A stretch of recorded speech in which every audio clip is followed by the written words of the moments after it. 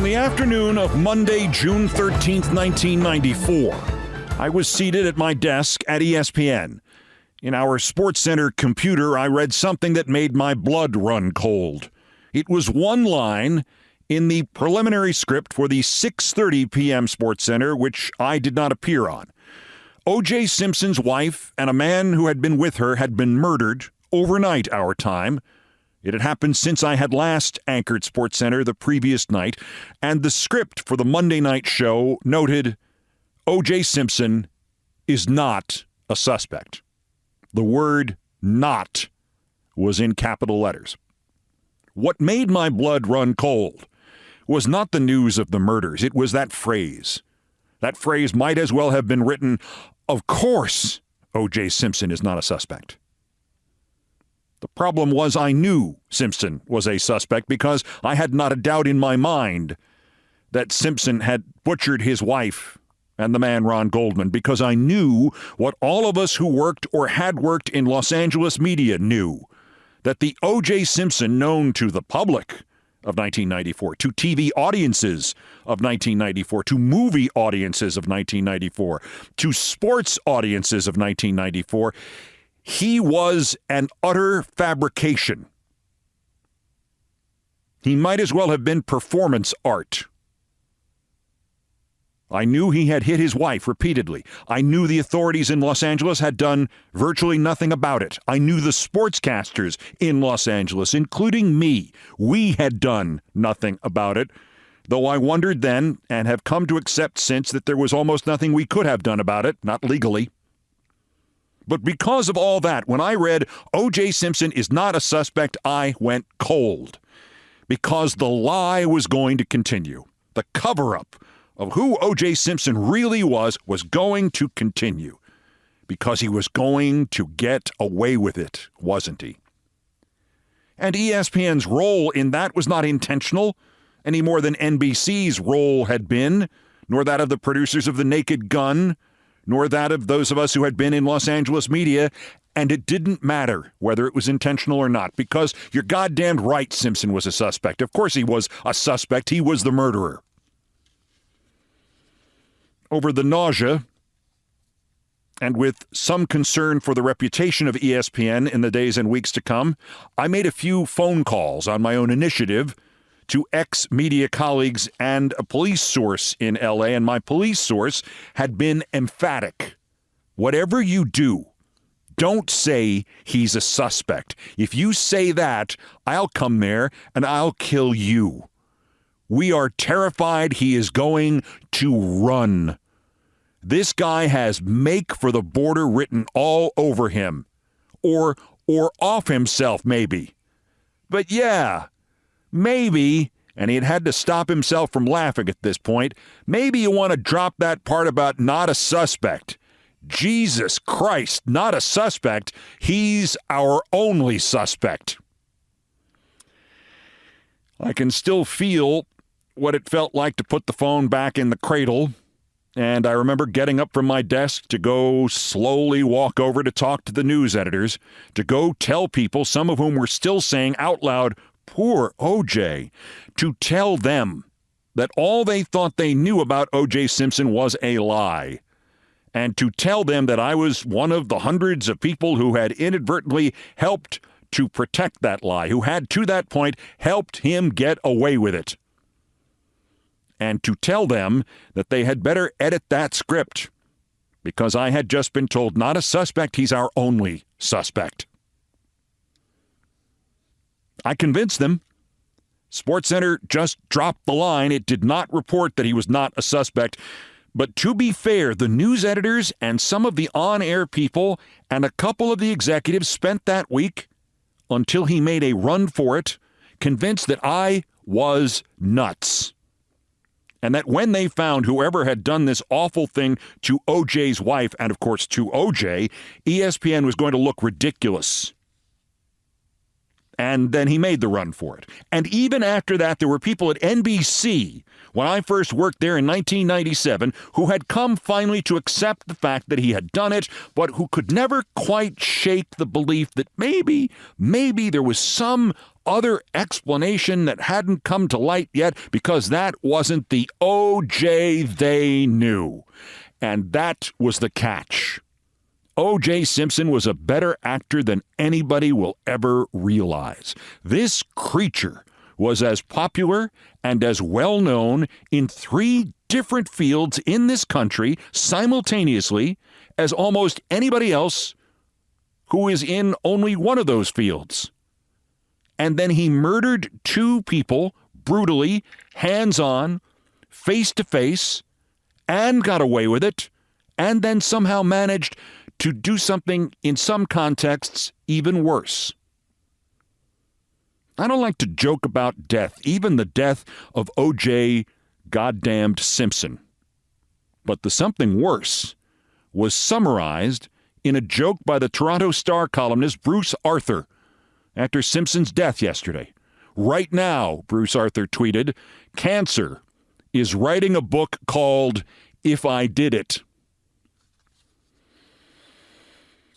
Even at the time, I don't think the audacity, the indescribable gall for a man to get away with murder and then try to write a book, nominally a novel, in which he speculated about how he had committed the murder he'd just been acquitted of, how he had killed his wife and Ron Goldman, how he would have done it if he had killed her. He really wrote it, or a ghostwriter wrote it for him and with him. He really tried to work both the angles. Commit the crime, get acquitted, write a book, make some money. It's one of the most deeply morally bankrupt things I have ever heard of anybody doing, short of serial killing. Since the news of O.J. Simpson's death, I've been thinking a lot about him and who he really was and what we knew about him in the years I worked in local news in Los Angeles from 1985 till the very end of 1991, and the immutable fact that if you did not know the public O.J. Simpson, who killed his ex-wife and Ronald Goldman in 1991, I can never explain, I can never convey, I can never describe just how popular he was. Maybe I can just give you a glimpse in the sad and, in many quarters, still startled commemorations of the various anniversaries of the white Bronco car chase, the beginning of the O.J. Simpson most people today think of, the birth of the monster. There seemed to be only passing reference to one of the most amazing transformations in American history, let alone American sports history or American entertainment history. On June 17, 1994, when the Los Angeles Police Department, including my friend, whose premonitions that Simpson would bolt proved all too accurate, when the LAPD finally that day admitted that O.J. Simpson was a suspect in the murder of his ex-wife and Ronald Goldman, and then they said, oh, he's going to be turning himself in, and then came back and said, well, no, he has not shown up, and he is, in fact, now a fugitive from justice. And then his attorney implied that O.J. Simpson had not turned himself in and had fled so he could go kill himself. And then the car chase played out in front of 95 million TV witnesses. And all this happened in one day. One of the most popular people in American history instantly became its greatest living villain. There is no hypothetical comparison in the America of today. With the internet, with the paparazzi, with the maxed out cynicism about sports and TV and celebrity, there is nobody who was as Teflon as the O.J. Simpson of pre-June 1994. I mean, not even Trump. Trump had fans, but nobody ever liked Trump. And Trump was never for a second one of the top 100,000 most popular people in the country, let alone top 10. Like O.J. Simpson was, maybe top 5. There is a touch of the Simpson story in the story of Trump. That Freudian slip in the Los Angeles Times obit yesterday wasn't really that funny, was it? Writing Trump had gotten out of prison when it was supposed to read Simpson had gotten out of prison. Too close to home, as they say. Maybe. And I apologize to her in advance for even dragging her name into this in this craziest of hypotheticals, maybe it would be as if Taylor Swift became a murder suspect today and fled, and the police chase was being shown live on every television channel. Out of nowhere. Seemingly. But that absurd hypothetical is not even good enough. Simpson was not just a star entertainer, not just a star athlete, virtually uncriticized, instantly recognizable nationwide. He had become one of the most prominent sportscasters and one of the most prominent actors and one of the most prominent advertising spokesmen. O.J. Simpson, the football player, was one thing. O.J. Simpson was also O.J. Simpson, the rental car pitchman. Go, O.J., go. O.J. Simpson was also O.J. Simpson from NBC Sports. O.J. Simpson was also O.J. Simpson as Nordberg in the Naked Gun movies. O.J. Simpson was just O.J. So popular, so ubiquitous that he was known by two letters. And O.J. Simpson was about getting away with it. Because he was also O.J. Simpson, the wife batterer. But he lived in the era, at the end of the era, where the public persona was not only all that people knew about him, it was all that people wanted to know about him. In 1994, we thought we were living in the middle of the tabloid era. In fact, we were just 9 years removed from actor Rock Hudson shocking untold Americans when he died of AIDS, because for 30 years he had been the heartthrob of millions of women, a staggering percentage of whom, on the day he died, had no earthly clue that he had been gay. I loathe the tabloid era and lament what it has done to American sports, to American entertainment, to America. But there is one thing to be said for today's America, where a has-been ex-Fox Newsie with an unlistened-to podcast could berate the cover art on the new Beyoncé album, and within an hour there's a story on it in the New York Post. And O.J. Simpson in 2024 would not have been able to hide his true self for a month. Whatever the full stories are, whatever miscarriages of justice there may be in either direction, you know about Kanye West and Johnny Depp and Sean Diddy Combs, and you would have known about O.J. Simpson. Early on New Year's morning, January 1st, 1989, police went to the infamous home on North Rockingham in Brentwood and arrested O.J. Simpson on spousal battery charges. He had punched and kicked his wife. She said he had screamed, "I'll kill you." He had slapped her so hard that his handprint was still visible on her neck when police arrived and took him away and took her to the hospital. And O.J. Simpson's reaction?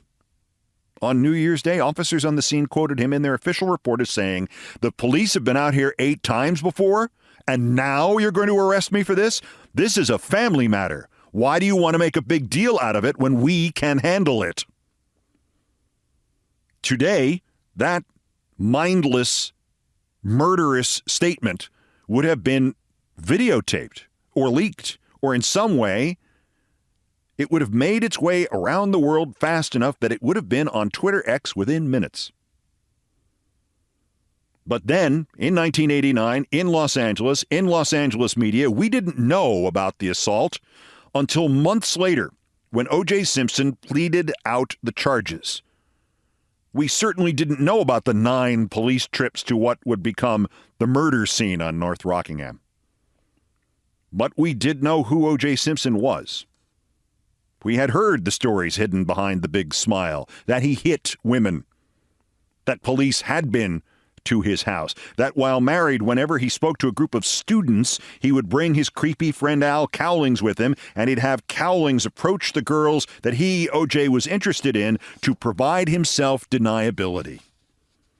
One of my producers said he'd seen Simpson and Cowlings do that at a lecture at USC. Another friend said he'd been producing an ESPN show with Simpson at a charity golf tournament somewhere. And during the commercial breaks, Simpson stood up and asked the producer how long the break was. And he and Cowlings went onto the golf course to go look for women during the 2 minutes and 30 seconds. We knew. And between the laws and customs that still protected the man in domestic cases 95% of the way, and the laws and customs of a one industry town like Los Angeles that still protected the celebrity 95% of the way, we could say nothing about his character. In a way, we still can't. I mean, read the obituaries. Cleared of murder charges. Found not guilty. Murder trial was a sensation. Even the Onion joke about the coffin not fitting, so OJ's not really dead. We still can't say it. He's dead now, and it is times like these that I hope that there really is a hell. But for all the existence we can confirm, all the punishments we can comprehend, the bastard is still getting away with it, isn't he? As I sat down to record this, O.J. Simpson was beginning to sink, in the sports headlines at least, below that of the Shohei Ohtani-related gambling story, which I will present shortly in full, but the headline of which is, his interpreter allegedly stole enough money and confessed to stealing enough money from Ohtani that his total of winning and losing bets on sporting events over 3 years was $325 million. Simpson, not a victim, and Ohtani, definitely a victim, had the field to themselves news-wise because this is the state of American governance, thanks to the Republican Party. It has introduced 6 bills into the House of Representatives for debate and deliberation next week. H.R. 6192, the Hands Off Our Home Appliances Act. H.R. 7673, the Liberty in Laundry Act. H.R. 7645, the Clothes Dryers Reliability Act. H.R. 7637, the Refrigerator Freedom Act, H.R. 7626, the Affordable Air Conditioning Act, and H.R. 7700, the Stop Unaffordable Dishwasher Standards Act. Your tax dollars in action. What I truly do not understand here is how the vital components contained in the Liberty in Laundry Act and the Affordable Air Conditioning Act are not already covered by the Hands Off Our Home Appliances Act. If the Republicans in the House, under the leadership of Speaker Mike Johnson, actually pass any of this stuff in the face of climate disaster, I just have this mental picture of some future set of Republican leaders being swept away when a tidal wave and a hurricane hit Washington, D.C. simultaneously, and them screaming, "Forgive us," and "We repent," like Zod and the other insurrectionists do just before they're sucked up into the Phantom Zone mirror prison device in the first Superman movie. And yes, I had to Google all the names and terms. But don't worry, Republicans. None of that will happen with climate disaster for another 18 months at least. Turns out the King Zod of the Republicans is meeting with Mike Refrigerator Freedom Act Johnson today for a joint news conference at Mar-a-Lago about election integrity at Johnson's suggestion. As one would suggest, co-hosting a Bullies Are Great news conference to your school bully. It's easy to propose such a thing since all you and Trump have to do is decide which lies to stick to. The idea that Johnson is being made to kiss the ring here seems to be something of an exaggeration. Politico and a couple of other news orgs quoted a lot of Trump people yesterday as saying they have no interest in seeing another new Speaker of the House. They don't want the distraction. It would be a distraction from Trump holding center stage 24/7 until the election and twirling that big arrow sign he has with "Look at me" written on it. Also turns out that when Trump insisted Republicans kill the new FISA Act because he thinks it was used against him, he didn't know that was a different part of FISA legislation, because why would he know that? His brain does not function like a human's. Among humans and human adults in politics, the president late yesterday did have the DOJ finalize the regulation change at the Bureau of Alcohol, Tobacco, and Firearms that redefines 23,000 vendors in this country who sell guns not in gun stores but at gun shows as gun dealers, effectively closing the gun show loophole that has allowed tens of thousands of guns a year to be sold without licenses or background checks or much of anything. The NRA will challenge in court, which is a neat trick considering it supposedly had filed for bankruptcy. Speaking of bankrupt, there's Robert F. Kennedy Jr. He has finally gotten around to firing his New York campaign director, the one who said the quiet part out loud about how getting Trump elected, not him elected, was her number one priority. Among other things, the campaign says that when this Rita Palma identified herself as his New York campaign director, she wasn't. She was just a staffer. Still with the New York campaign, per the investigative reporter Jacqueline Sweet, is Jillian Byrne, co-host of an upcoming Kennedy fundraiser on Long Island this month, who seemed to also reveal that the whole point of the Kennedy campaign is, as the rest of us already know, to get Trump elected. There hasn't been a path to victory for Republicans in New York State since Reagan in 80 and 84, she tweeted Monday of this week. RFK Jr. is coming for New York State's 28 electoral votes. And the moron misspelled Reagan. Also, after months of this stuff that would make his father or any of his uncles hit Bob Jr. in the head with a baseball bat, it has finally dawned on me that Robert F. Kennedy Jr. looks exactly as if he is a character being played by an aged by makeup Fred Armisen, formerly of Saturday Night Live.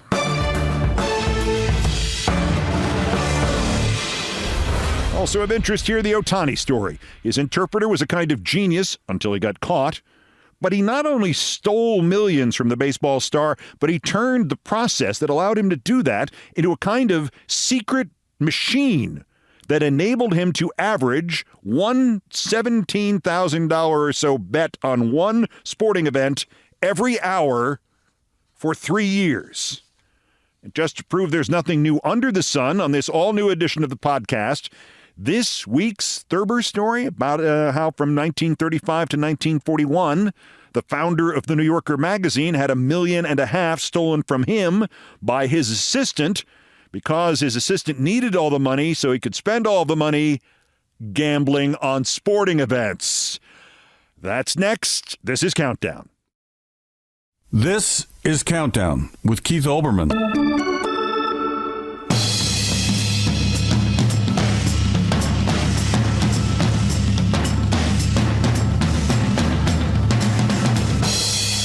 This is SportsCenter. Wait, check that. Not anymore.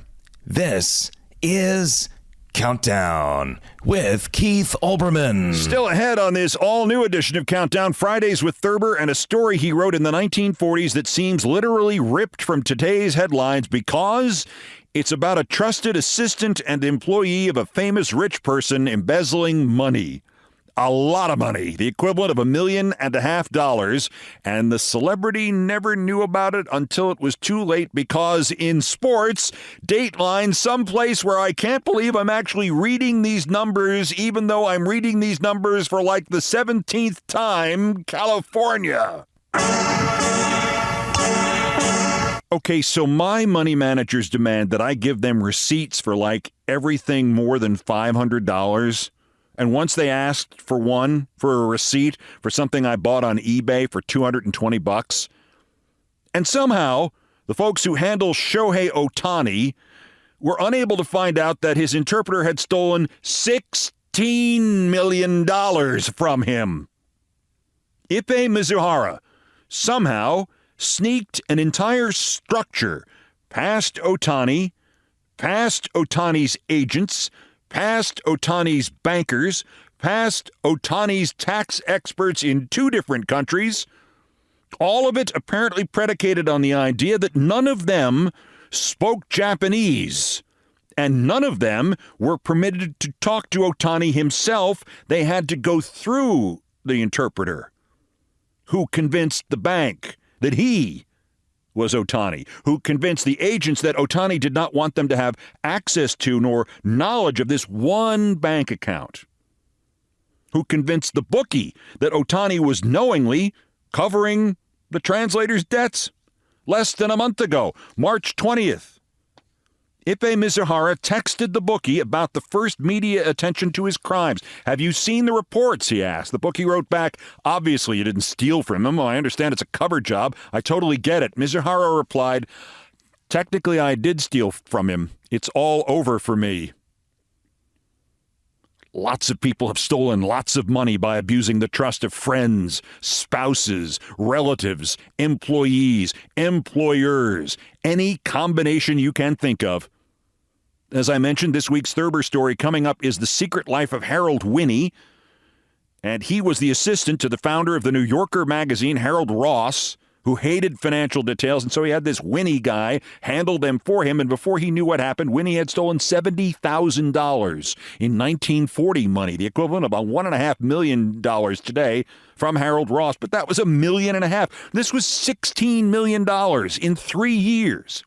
And the $16 million stolen is, figuratively speaking, the smallest number in the bunch, and that's what is staggering about the Shohei Ohtani story. For 3 years, Ipe Mizuhara placed approximately 25 bets on sporting events per day for a total of 19,000 bets. The money he won, added to the money he lost, totaled $325 million. And he lost $40 million more than he won. He won $142 million gambling on sports in 3 years. He lost $183 million. That does not mean he bet $325 million. Most gambling addicts are just taking their winnings and rolling them over into new bets. Still, this meant that those 25 sports bets a day had an effective value of $17,000 each. Mizuhara could go to jail for 30 years. He is apparently cooperating and trying to make a plea deal. Ohtani is the victim of the crime here.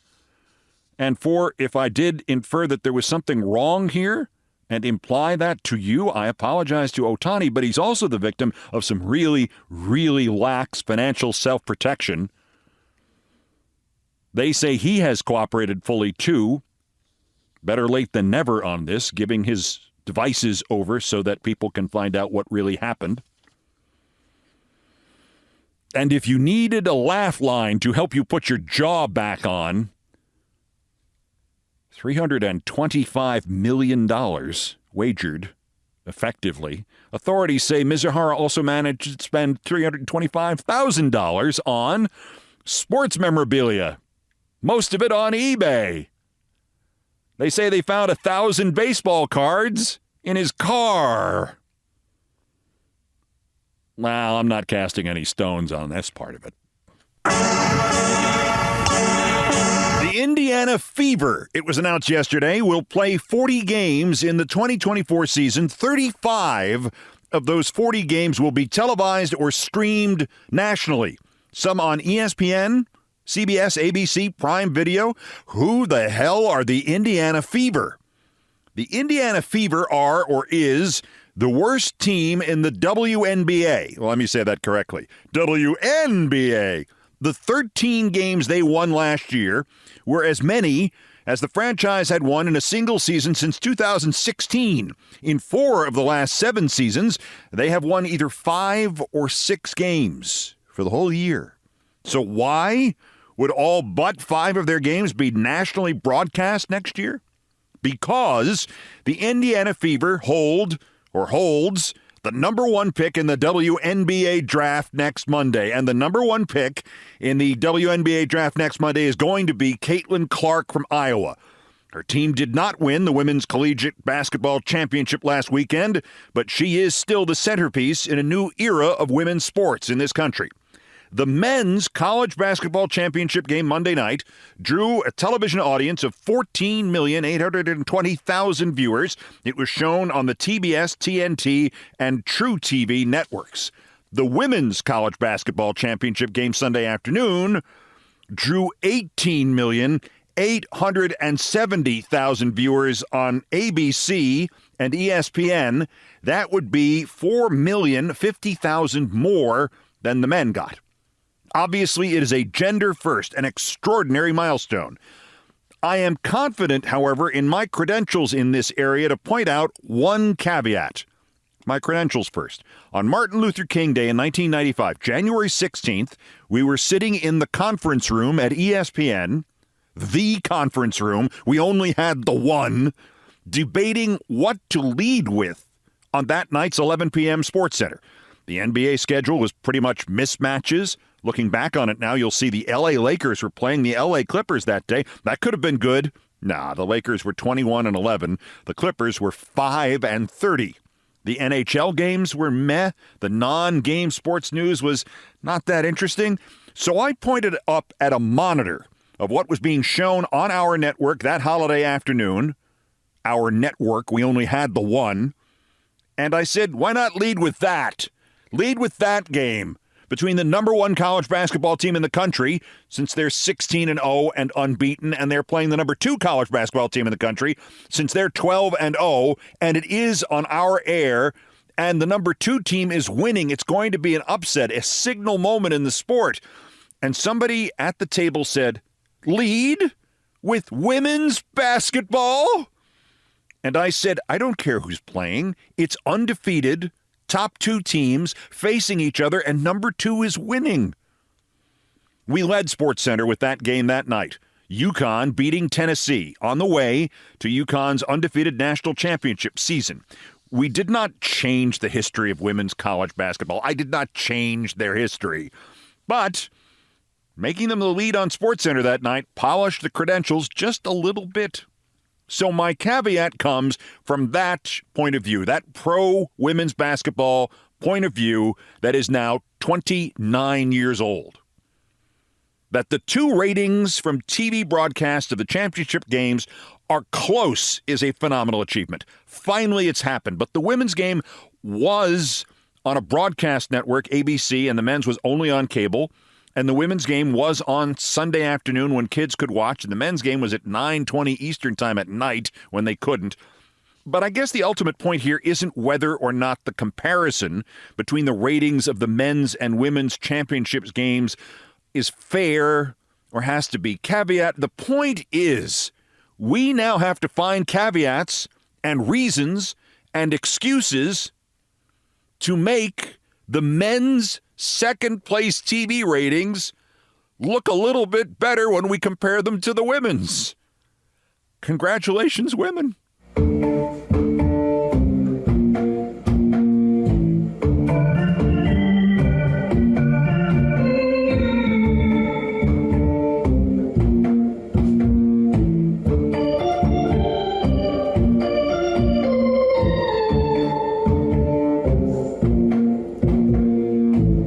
Thank you, Nancy Faust. Dateline, an MRI machine near you. If you are wondering if it's just your imagination or if more baseball pitchers than ever before are getting injured and having career-threatening surgery early in the 2024 Major League Baseball season, no, actually, it is your imagination. While the percentage of big-name pitchers who face Tommy John surgery on the elbow may be way up, Spencer Strider of the Braves, Eury Perez of Miami, Josiah Gray of Washington, Travis Sawchik of the website The Score says the numbers don't lie. Through the first 100 days of the year, there have been 9 Major League pitchers who are getting or gotten Tommy John surgery. That's a lot. It's a lot more than last year's total of 2 in the first 100 calendar days of 2023. But in the preceding 10 years, there had been 9 or more Tommy John surgeries in 3 different years. 9 is a lot, but it's not the most. It's tied for second. More importantly, the total number in all of professional baseball this year is 16 surgeries. By this date in 2018, there had been 40 of these surgeries. By this date in 2021, there had been 47 of them. The number is actually way down overall throughout baseball. But as to why these surgeries are happening, the Players Association has recently posited it might be because of the pitch clock. There's no evidence that's the cause. The explanation is, in fact, what it always has been. Facing fastballs measuring between 90 and 93 miles an hour, big league hitters batted .275 last year. Facing fastballs measured at 96 miles an hour or faster, they hit .234 last year.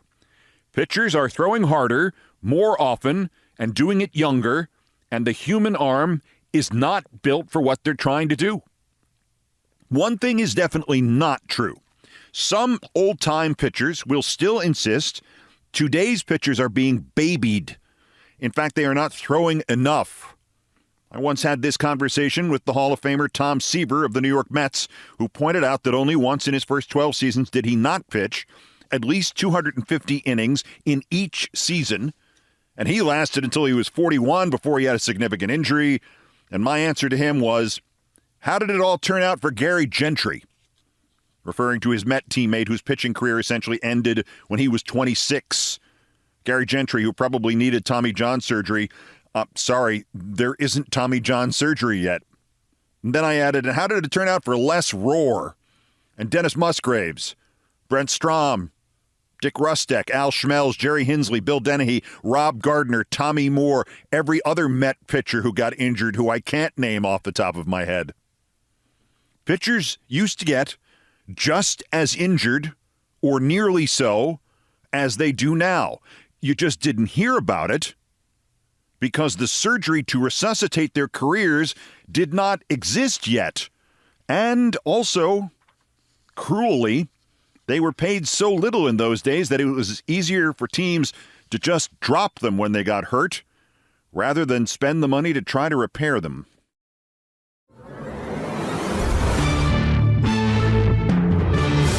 Fridays with Thurber now, and from his book, The Years with Ross, which is a now criticized recollection of the founding of the New Yorker magazine by its original creator, Harold Ross, with the help of James Thurber at every turn for the first 40 years of the magazine's history. As I said, it has been criticized in many respects as being a little tough on Mr. Ross. On the other hand, I have yet to read any criticism of the story that Thurber tells, except perhaps that maybe he should have been a little bit more blunt about what he's talking about here, but it was written in the late 1940s and early 1950s. One part of this subject was not discussed in public and certainly not in print. But the rest of it will sound probably fairly familiar to you, even though you've never heard about the man or the man he did this to.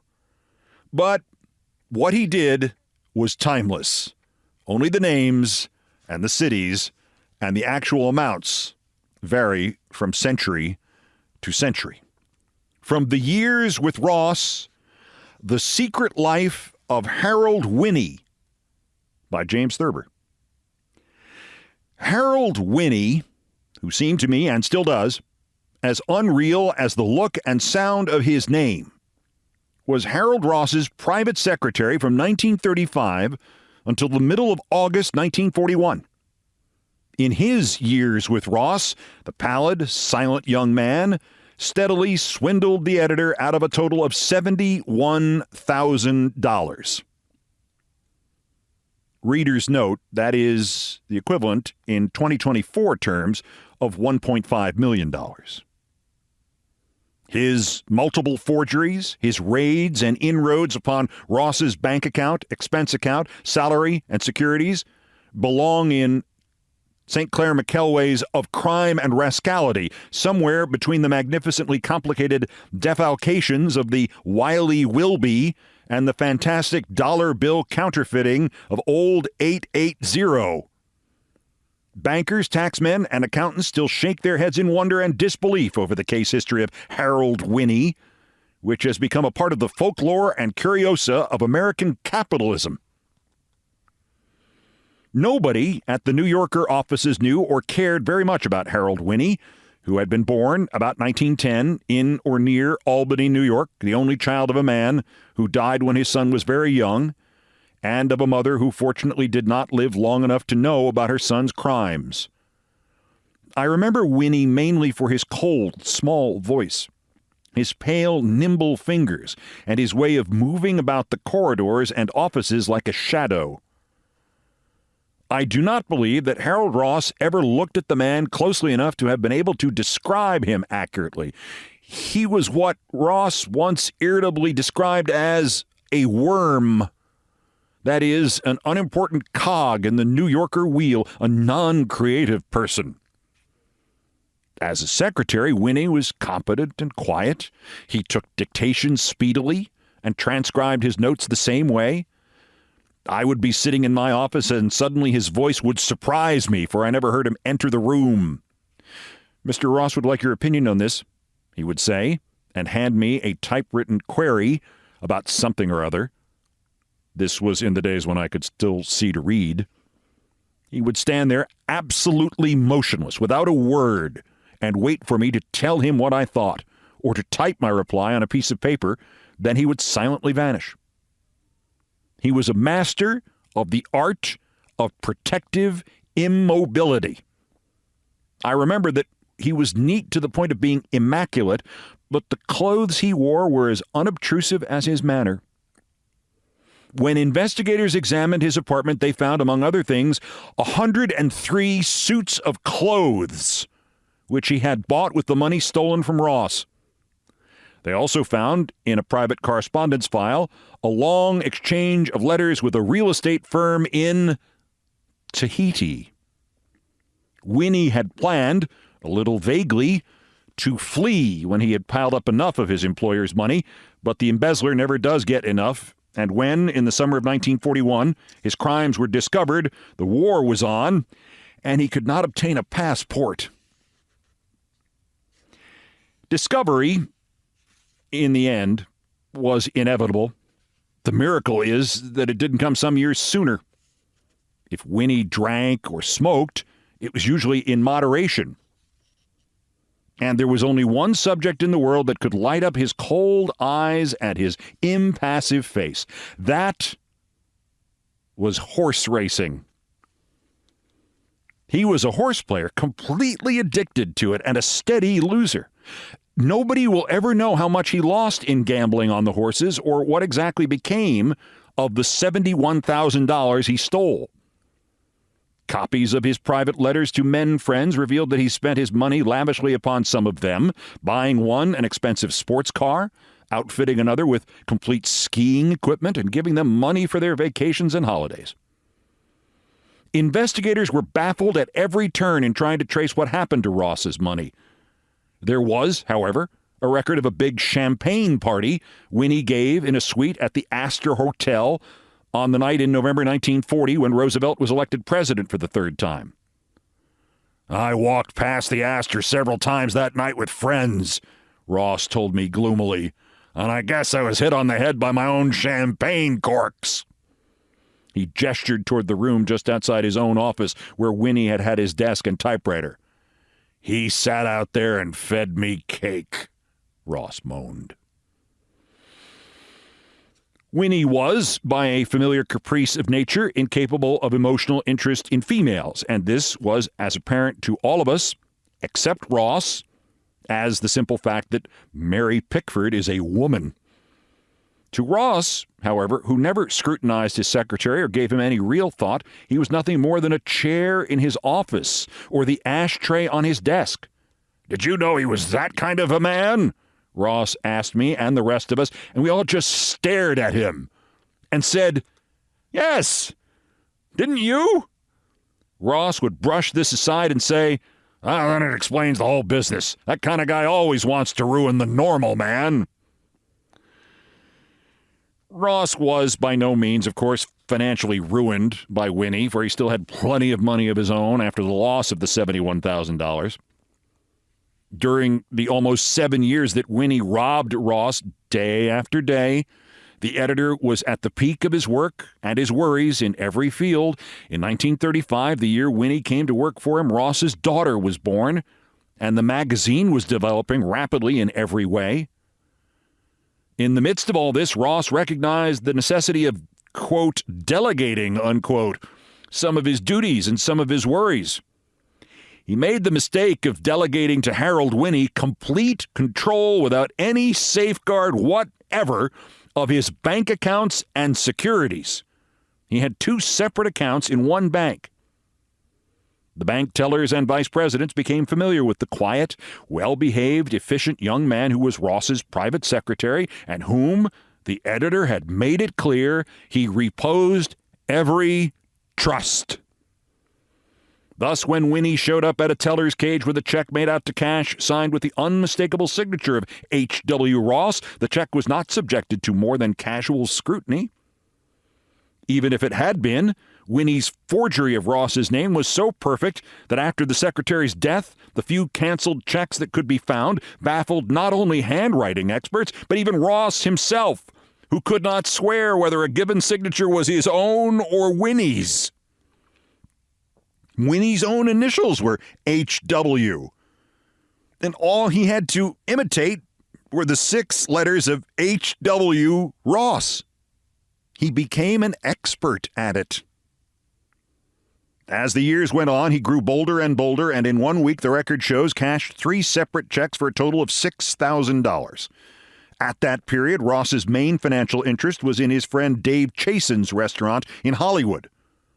About the time that Harold Winnie began robbing Ross, the restaurant began to make money.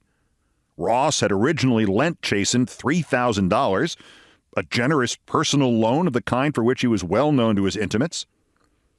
Sums of money like that did not bother Ross when it came to helping out one of the men to whom he was most devoted. Later, he began investing in the restaurant. That his profits increased, but he could never quite accommodate himself to the idea that he deserved the profits, which amounted finally to more than $200,000. God damn it, I never intended to make a lot of money out of Dave's place, he once told a lawyer. Hard for me to think he owes me anything except on the basis of personal loans. The difference between a loan and an investment had to be explained to him patiently. I know all that, he would say, putting on his well-known expression of worry and wonder. Winnie began cautiously by forging 6 checks in 1935 for a total of about $1,400. The next year, he forged 7 checks for a total of $1,900. In 1937, there were 9 checks, and the amount was $2,900. And in 1938, the year before he threw caution to the winds, he forged 7 checks for $2,730. During all this time, he was careful to fill out checkbook stubs and reconcile them precisely with Ross's monthly bank statements. He had soon discovered, but probably couldn't believe it, that Ross did not want to be bothered by studying his checkbooks or monthly statements. So Winnie summarized them, as he explained it to Ross, and would simply lay a typed sheet of paper on Ross's desk when he was asked about the state of his account. If Ross spotted some familiar amount, such as $113.13, and said, "I thought that check went through last month," Winnie would simply tell him quietly that he was wrong. The cake became easier and easier to feed to Ross, and Winnie finally abandoned entirely the unnecessary work of justification. He would simply tear a check out of a checkbook, fill it out for whatever amount he wanted, sign Ross's name, and cash it at the bank. When he really began to splurge with Ross's money and visit the bank several times a week, he would hand in the check and wink slyly at the teller as if to say, "The old boy's at it again." I don't know how many persons outside the New Yorker and Ross's circle of friends knew how often Ross gambled and how often he lost, but it was scarcely a state secret. Dozens of checks for gambling losses, averaging around $500, were duplicated by Winnie before he sent them, with Ross's genuine signature on them, to the lucky winners. During 1939 and 1940 and up until the end of July 1941, Winnie forged 160 checks for a total of about $62,000. By the end of July 1941, he had withdrawn all of his employer's salary through December, and along with it, several $1,000s of Ross's expense account money.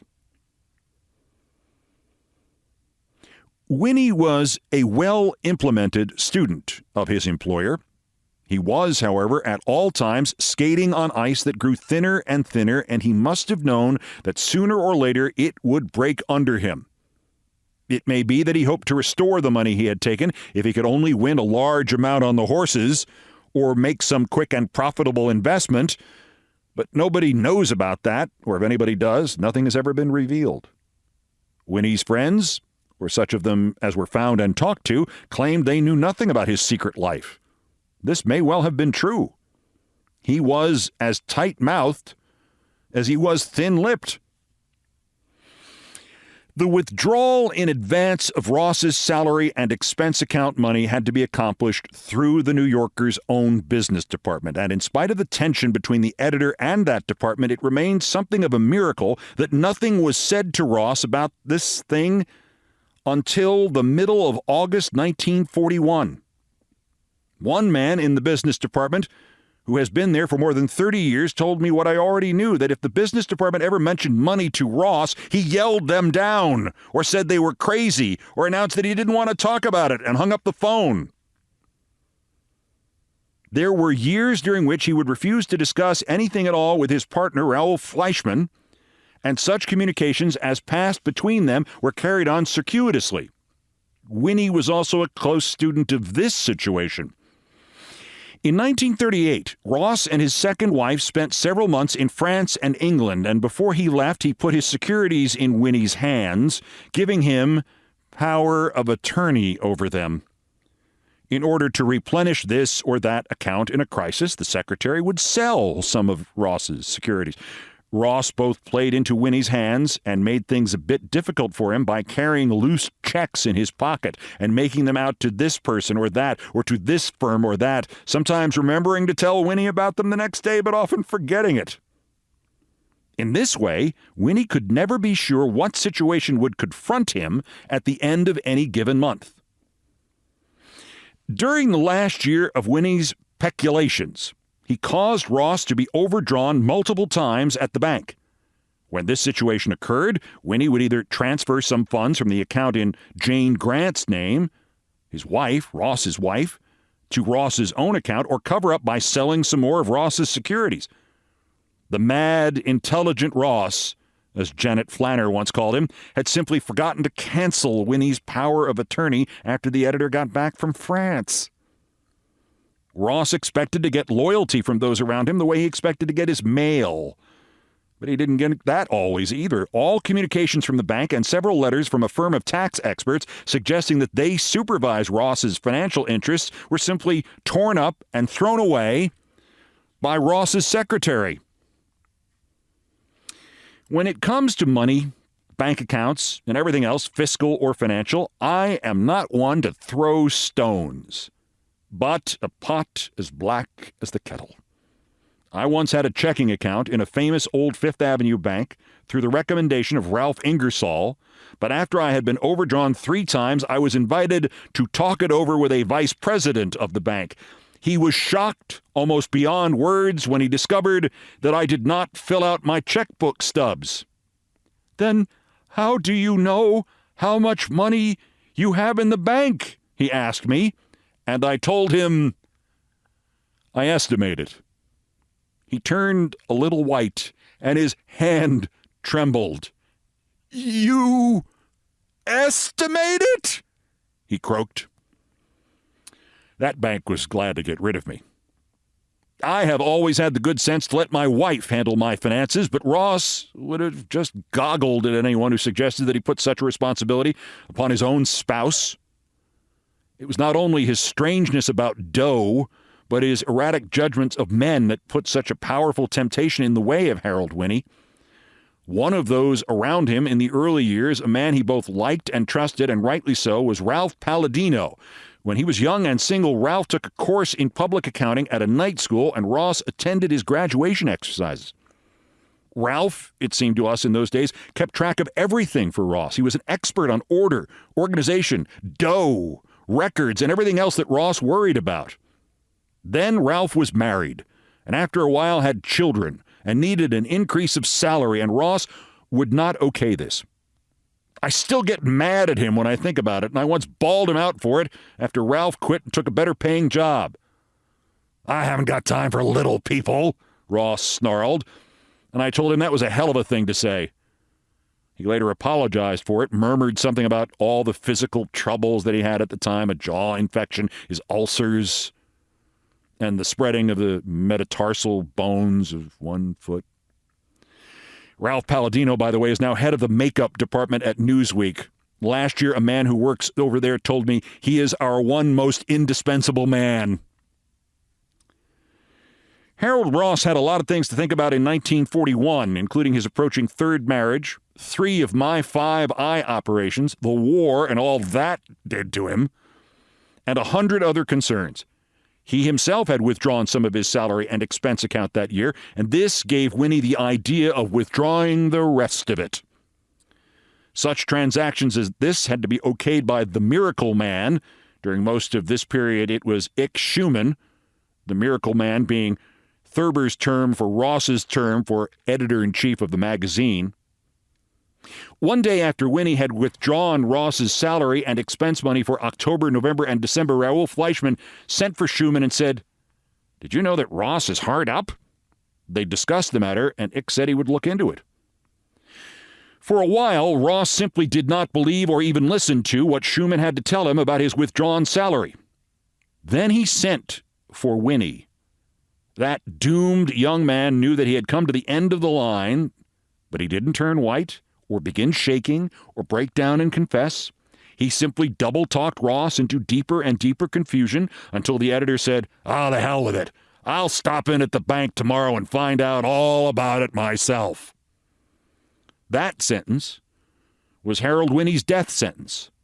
After work, he went home to his expensive and tidily furnished apartment in Brooklyn, turned on the gas in the kitchen, and took his own life. When the body of Harold Winnie was discovered the next day in his Brooklyn apartment, Ross was greatly upset, and when the first batch of his manifold forgeries came to light, he expressed pity for him and even compassion. According to Schumann and Gin Kincaid, Ross's great gumshoe, Kincaid had been assigned to find out as much as he could about what Winnie had done to Ross, and when the staggering total of the quiet young man's thefts became clear, Ross no longer said, as he had been saying, "The poor little guy." What mainly bothered Ross, however, was not the amount of his losses, but the feeling that his friends at the 21 Club, as Schumann put it, would never get over kidding him about it all.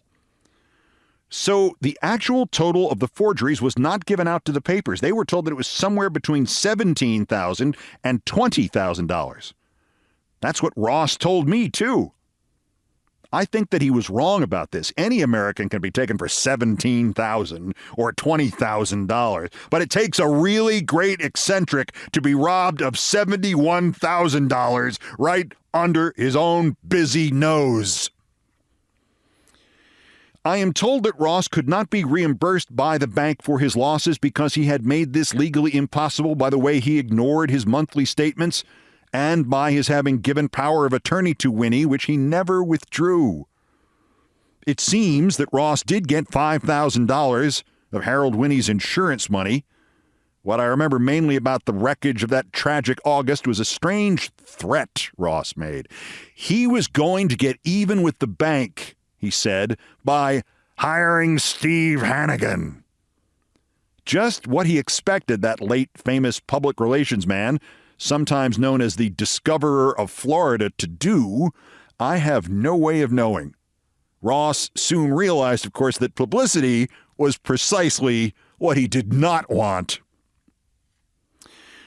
Among those to whom Ross occasionally lost money at backgammon or gin rummy was a well-known New York publisher, and whenever he won from $200 to $500 from Ross, Winnie would duplicate the check so that Ross really always lost twice as much as he believed he had. Losing anything to a publisher was, to H.W. Ross, something that there could be nothing more deplorable than. He fought publishers on behalf of writers all his life and wrote literally hundreds of letters bawling them out. One of these, to Marshall Best, runs to 2,000 words.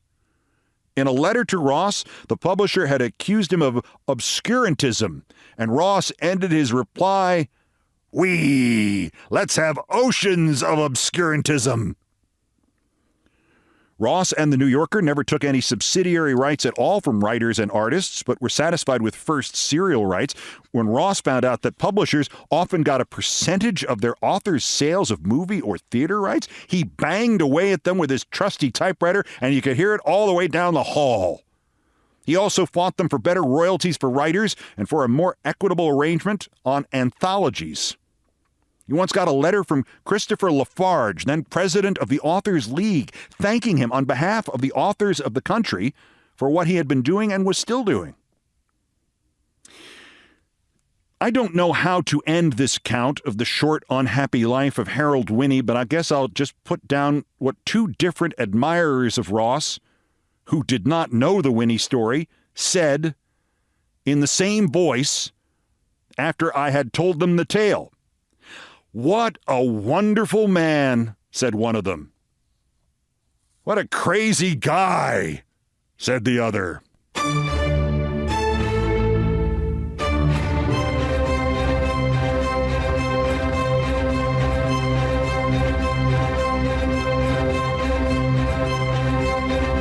The Secret Life of Harold Winnie. Sounds vaguely familiar.